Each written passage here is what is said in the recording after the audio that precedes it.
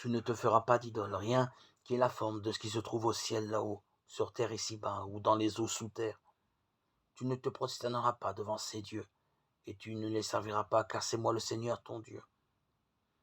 Deutéronome 5, 8, 9. C'est une des premières paroles de la Bible.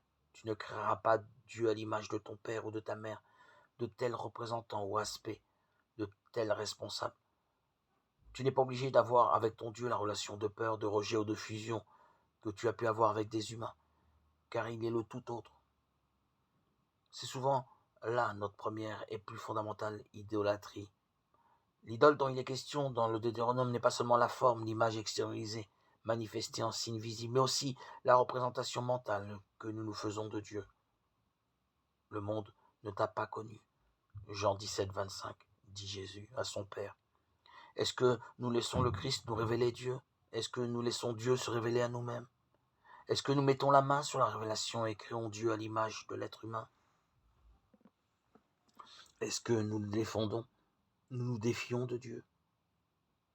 La question vaut la peine qu'on s'y attarde.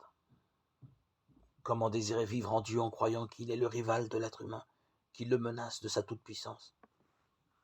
Nous pensons qu'il va aliéner notre identité, nous n'allons plus exister, plus avoir de pensée, de volonté, de désir, être dévorés. Notre liberté va être touchée, notre vie. Nous allons être soumis à une contrainte insupportable. Dieu ne va pas tenir compte de nos limites.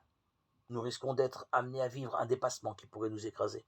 Souvent, nous pensons qu'il punit, accuse, condamne, accable, qu'il est la source du mal, de la souffrance, qu'il veut notre mort et non notre vie.